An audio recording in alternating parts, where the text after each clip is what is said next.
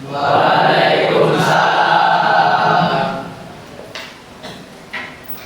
Baik, kita mulai ya. Bismillahirrahmanirrahim. Assalamualaikum warahmatullahi wabarakatuh. Waalaikumsalam warahmatullahi wabarakatuh. Baik, sebelum memulai pembelajaran hari ini, marilah kita berdoa terlebih dahulu dengan harapan semoga apa yang kita pelajari hari ini berkah dan bermanfaat. Silakan ketua kelas dipimpin doa. Baik, untuk memulai pelajaran pada siang hari ini, marilah kita berdoa terlebih dahulu. Berdoa dimulai. Bismillahirrahmanirrahim.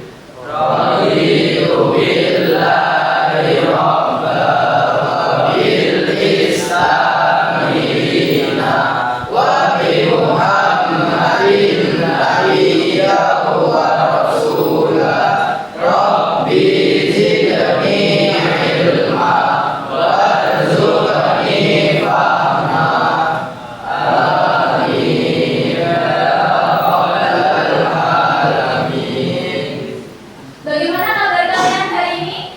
Alhamdulillah luar biasa. Baik, Bida mau cek kehadiran terlebih dahulu ya. Ahmad Faza, Ahmad Zawal, Hadir. hadir. Raka Diansyah, Hadir. hadir. Ruzai. Baik, semoga teman-teman yang hari ini berhalangan hadir karena sakit lekas diberi kesehatan oleh Allah Subhanahu wa taala. Amin. Baik anak-anak, pada pertemuan yang lalu kita sudah belajar tentang konsep uang dan Waktu.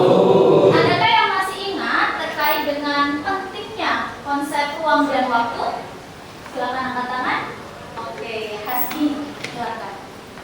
Kalau menurut saya itu penting, Bu, karena kalau tidak ada ruang dan waktu, kita tidak tahu di mana dan kapan kejadiannya.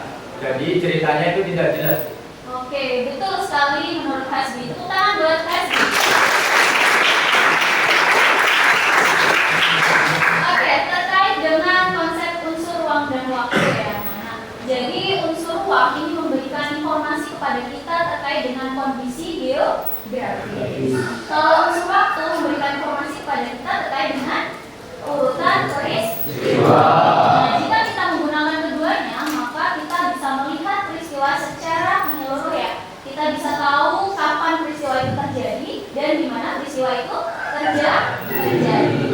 Nah, pada pertemuan hari ini, Bu Bida akan menyampaikan terkait dengan materi konsep diakroni dan sinkroni. Di mana konsep ini juga tidak kalah penting ya, karena dalam melihat suatu peristiwa sejarah. Nah, berikut tujuan pembelajaran hari ini. Nah, bisa kalian saksikan bersama bahwa kita akan mencapai 3 tujuan pembelajaran hari ini. Yang pertama adalah kalian dapat menganalisis perbedaan diakroni dan sinkroni. Dan yang kedua adalah kalian dapat mengaplikasikan cara berpikir diakroni dan sinkroni. Dan yang ketiga adalah kalian nanti akan menciptakan produk yang menggabungkan dua konsep berpikir sejarah ini, yaitu diakroni dan sinkroni. Oke.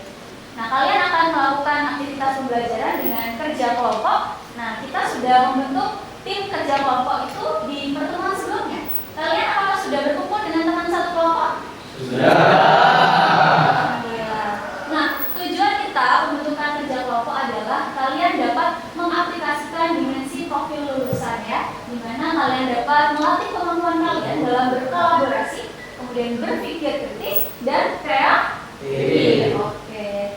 Baik, sebelum kita mulai pembelajaran, kita terlebih dahulu melakukan refleksi sejenak ya anak-anak ya, supaya kita tidak tegang dan kita bisa fokus pembelajaran. Nah, Bu Bida punya ice breaking yang bisa kita mainkan bersama ya. Bu Bida akan mencontohkan terlebih dahulu. Jadi ice breakingnya adalah tepuk sejarah ya. Tepuk sejarahnya yaitu adalah tepuk diakronik dan sinkronik. Nah, ini sesuai dengan materi kita hari ini. Nah, Bu Bida akan mencontohkan yang pertama, ketika Bu Bida menyampaikan tepuk diakronik, maka kalian tepuk 3 kali. Contohnya adalah lalu kalian menunjukkan jari telunjuk ke depan. Nah, kenapa menunjukkan ke depan? Hal ini sejalan dengan konsep berpikir diakronik, yaitu apa? memanjang dalam waktu. Oke. Kemudian yang kedua adalah tepuk sinkronik ya. Tepuk sinkronik dengan aba-aba. Tepuk sinkronik kalian tepuk 3 kali. 1, 2, 3. Lalu tangan hentakkan ke samping kanan kiri. Dapat dipahami? Nah, nanti kalau ada aba-aba yang tanpa ada tepuk, maka kalian cukup memperagakan gerakannya. Oke? Bisa dipahami? Bisa. Oke. Kalau untuk yang sinkronik, kenapa ke samping? Karena ini apa? Menunjukkan konsep berpikir sinkronik, yaitu meluas dalam Ruang. Oke, baik, mari kita praktekkan bersama-sama. Silakan kalian berdiri.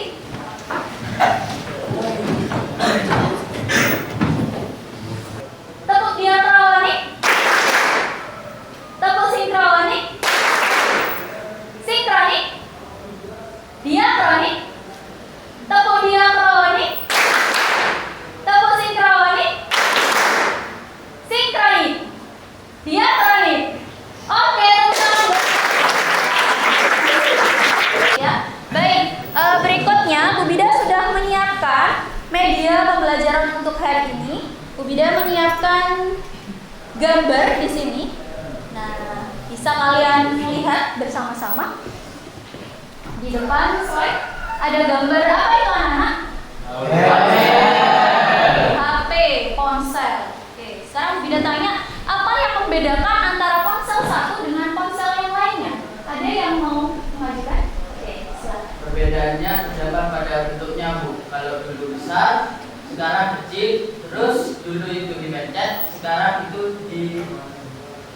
disentuh. Oke, benar ya? Oke, tepuk tangan buat Iwan. Nah, ini adalah bagian dari kita berpikir diakronik. Apa itu diakronik? Diakronik adalah di mana kita bisa melihat sebuah peristiwa, ya, hanya satu ruang atau satu aspek atau satu hal, tapi dalam waktu ke waktu.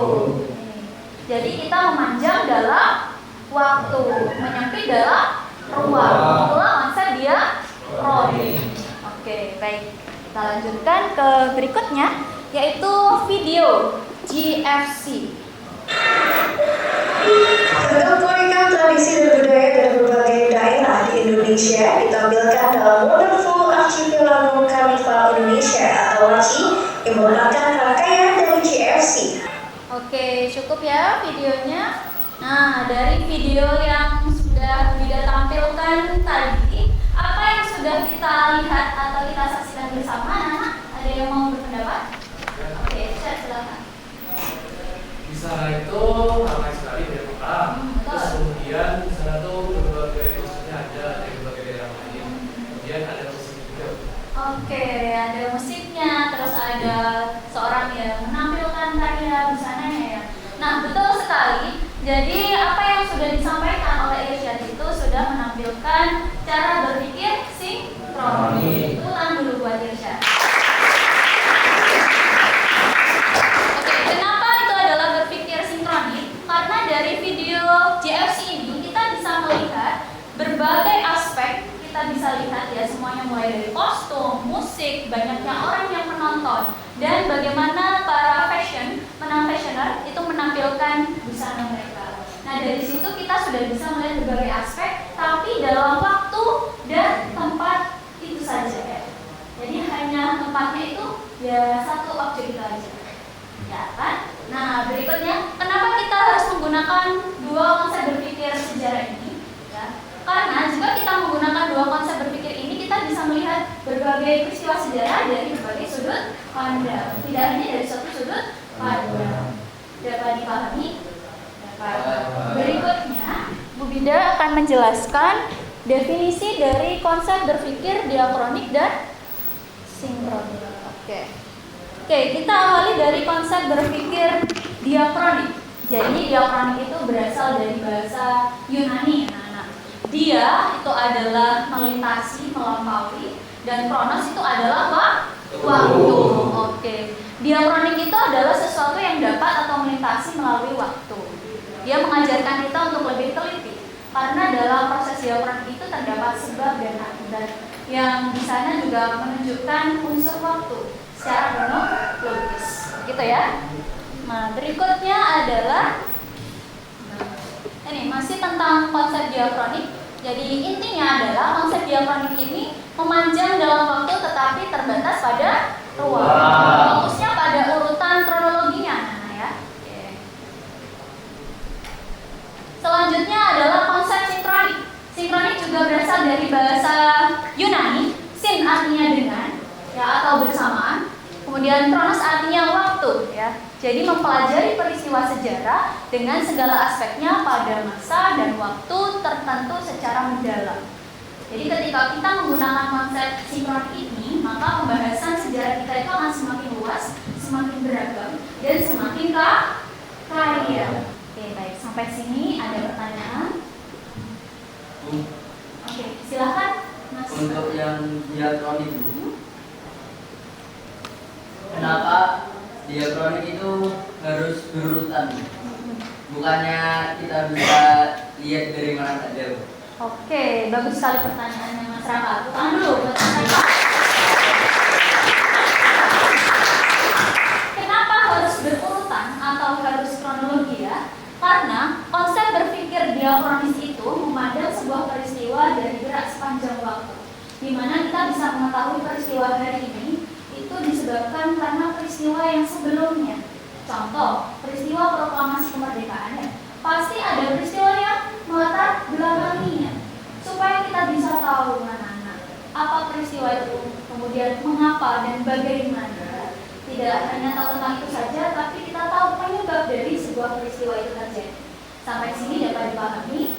Bisa dipahami? Bisa. Alhamdulillah. Nah, untuk selanjutnya, seperti yang Bu Bida sampaikan di awal, bahwa pembelajaran kita adalah diskusi kelompok. Silakan kalian berkumpul dengan teman satu kelompoknya, kemudian kalian membentuk, ya, kursinya diatur. Silakan untuk berdiskusi. Bu Bida akan memanggil ketua kelompok untuk memberikan LKPD lalu menjelaskannya. Baik, silakan dibentuk dari sekarang.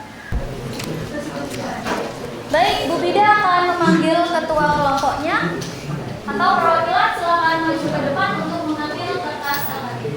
Dari kelompok 1, kelompok 2, ya, silakan Mas. Kelompok 3, kelompok 5. Oke, 4 dulu dan 5. Sudah dapat semua ya LKPD-nya, ya? Sudah? Oke, baik. Kalian buka lembar LKPD tersebut. Nah, di LKPD tersebut Bu Bida sudah menyiapkan tema untuk kalian. Jadi terdapat 2 tugas yang akan kalian kerjakan di LKPD itu. Yang pertama adalah kalian menganalisis sebuah peristiwa menggunakan konsep diakronik. Di konsep tersebut kalian membuat lini masa atau urutan waktu peristiwa itu terjadi dari sebelum sampai sesudahnya. Itu secara kronologi. Yang kedua, kalian menggunakan konsep sinkronik. Artinya kalian mencari tahu kondisi apa yang terjadi atau yang melatar belakangi dari peristiwa itu. Mulai dari kondisi sosial, kondisi politik, kondisi ekonomi, sosial dan budaya, dan lain sebagainya. Dapat dipahami? Nah, untuk hasil akhirnya kalian menuangkan hasil pemikiran kalian, hasil kalian mencari informasi, bisa kalian lakukan di menggunakan laptop, ya, di internet. Nah, kemudian nanti kalian dituangkan dalam bentuk karya. Bida memberi kebebasan kalian mau membuat karya apa aja, bisa PPT, bisa video, kemudian bisa infografis atau lain sebagainya sesuai dengan bakat, minat, dan kemampuan dari kelompok kalian. Silakan.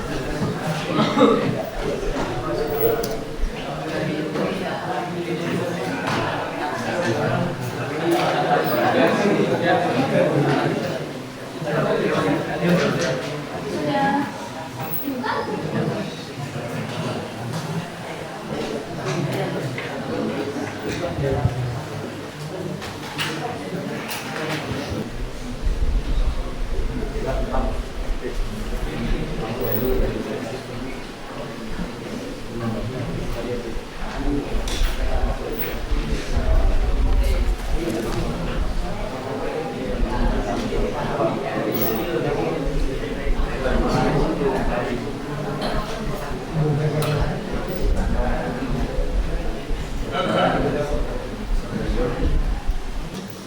Dapat tema apa? Si meja.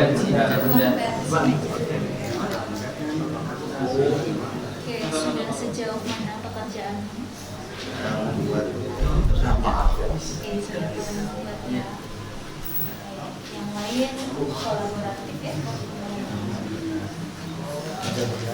Kalian memilih topik apa namanya desain produknya apa? Mind mapping. Oke, bagus. Ya, sudah bagus ini luar biasa. Mungkin alangkah lebih bagusnya lagi kalian beri gambar ya terkait dengan kondisi Bandung Lautan Api pada saat itu. Kemudian juga disertakan tahun peristiwa itu terjadi ya. Itu sih koreksi dari Ibu Bida. Oke, betul. Cara mengingat tahunnya perang di Diponegoro itu cukup kalian ingat habis maghrib. Ya, habis maghrib itu kan sekitar 1825 sampai 1832. Jadi cara menghafalnya seperti itu.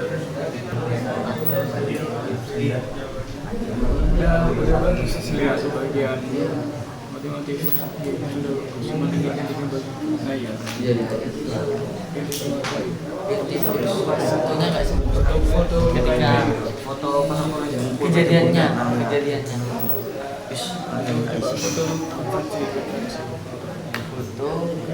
langsung di Google aja.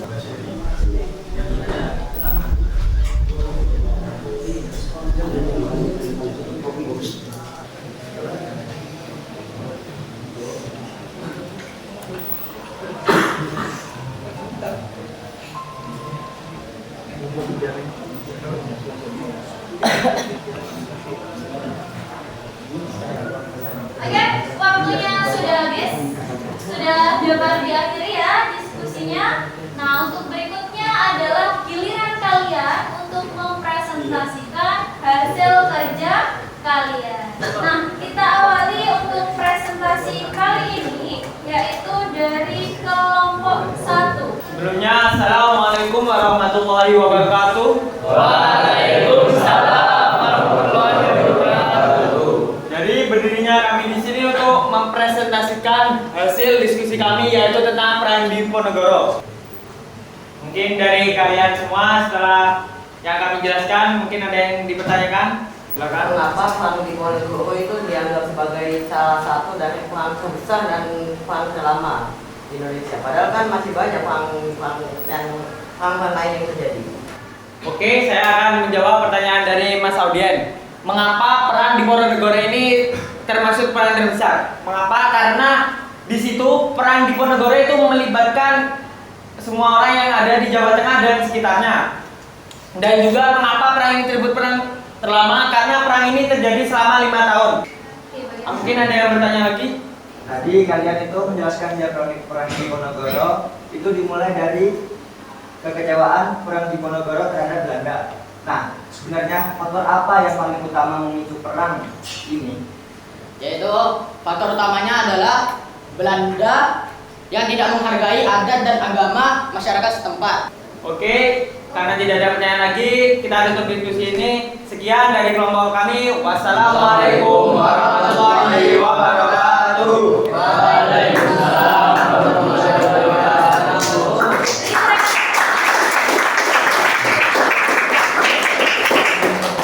Kalian sudah mempresentasikan dengan sangat luar biasa, keren sekali.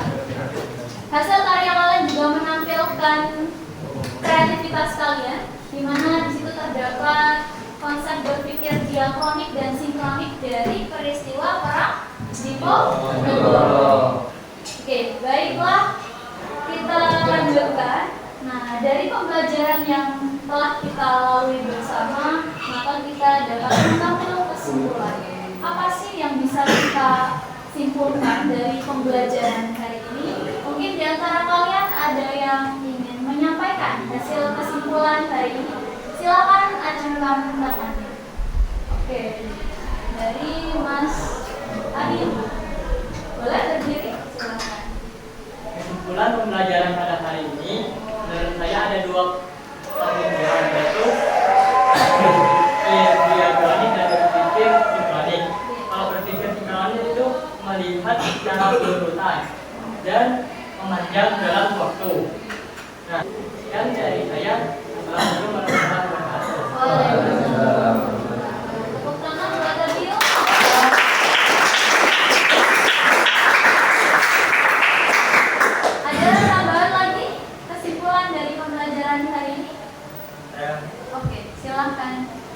Rizal? Jadi dengan menggabungkan dua cara berpikir ini secara sinkronis dan diakronis, kita tidak hanya tahu apa yang terjadi, namun bagaimana dan mengapa sejarah itu bisa terjadi. Gabungan keduanya ini membuat kita bisa melihat sejarah itu secara utuh, sehingga ini akan menjadikan kita sebagai pembelajar sejarah yang kritis dan bukan sekedar yang modal menghafal. Sudah. Oke, terima kasih untuk Rizal. Tepuk tangan.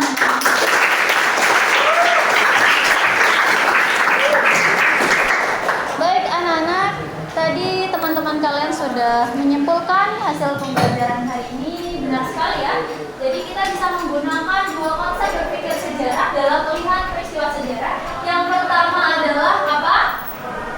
Sinkronis. Yang kedua? Oke, jika kita menggunakan sinkronik, maka pembahasan sejarah itu akan semakin meluas dalam ruang. Kalau kita menggunakan diakronik, maka peristiwa sejarah dapat kita lihat berdasarkan urutan waktu. Jika kita gabungkan, maka kita bisa melihat peristiwa sejarah secara secara komprehensif dan menyeluruh. Nah, supaya kita bisa seimbang dalam menilai, melihat sebuah peristiwa sejarah. Tidak hanya condong ke satu peristiwa atau tidak hanya condong ke satu faktor penyebab, tapi kita bisa melihat dari banyak faktor. Oke, baik anak-anak, Bu Guru sudah mempersiapkan selanjutnya, yaitu kalian mengerjakan asesmen formatif untuk menguji pemahaman kalian terkait dengan pembelajaran hari ini.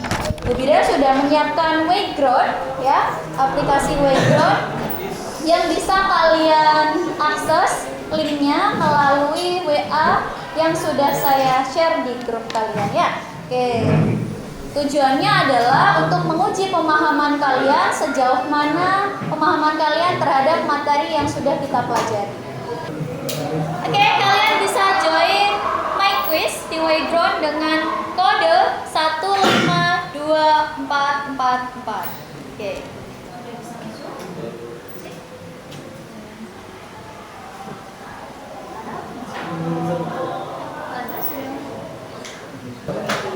Sebelah sini bisa semua sudah?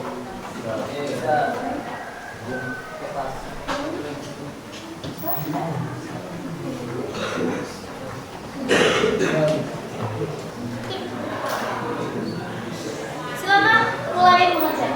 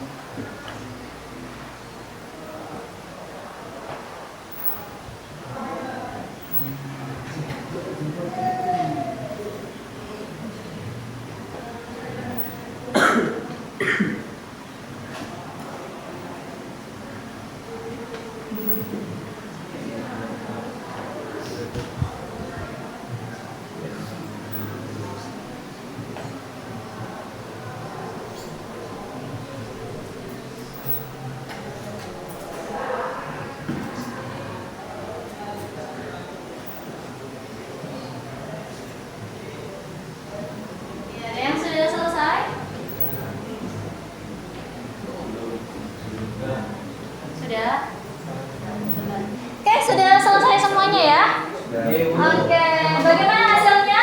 Ada yang remedi? Tidak ada. Oke. Banyak yang dapat 100? Alhamdulillah, luar biasa sekali. Oke, insya Allah dari hasil yang sudah kalian kerjakan sudah ada yang di bawah nilai nilai KKM ya, sudah di atas, berarti menunjukkan bahwa pemahaman kalian terhadap apa yang sudah kita pelajari hari ini sudah luar biasa. Tepuk tangan buat kita semua.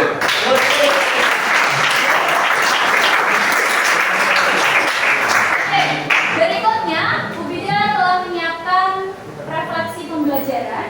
Kalian bisa mengisi refleksi pembelajaran melalui Google Form yang sudah Bu Bida share di grup kalian. Oke, kalian bisa isikan bagaimana terkait dengan kondisi pembelajaran hari ini, dengan bagaimana suasana kalian menyenangkan, membahagiakan. Silahkan kalian isi sesuai dengan perasaan dan hati kalian. Oke, bisa dibuka Google Form-nya.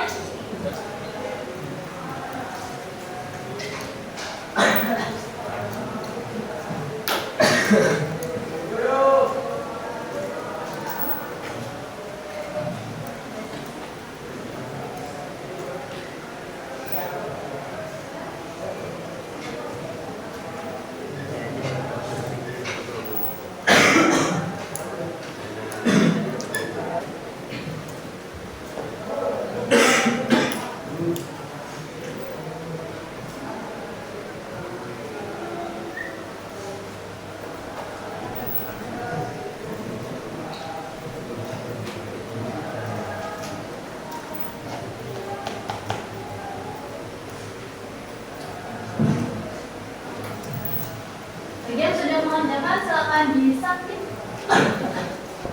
Baik anak-anak, itulah tadi pembelajaran hari ini. Kalian bisa menutup laptop kalian. Kalian sudah mengerjakan refleksi. Dari refleksi pembelajaran itu kita jadikan evaluasi ke depannya, apa yang sekiranya perlu diperbaiki dan apa yang perlu kita tingkatkan. Dan tentunya kalian harus selalu bersemangat dalam belajar, mengikuti pembelajaran apapun pelajarannya ya. Oke, baik. Untuk pertemuan berikutnya kita akan belajar tentang konsep apa? Perubahan dan keberlanjutan. Oke. Untuk pertemuan yang akan datang, oke, kita akan belajar tentang konsep perubahan dan keberlanjutan. Silakan kalian mulai pelajari pembelajaran materi berikutnya sehingga di kesempatan yang akan datang kita bisa belajar lebih maksimal lagi. Oke, terima kasih untuk partisipasi aktif kalian di pembelajaran kali ini. Oke, mari kita akhiri pertemuan hari ini dengan doa kafaratul majelis bersama-sama. Bismillah.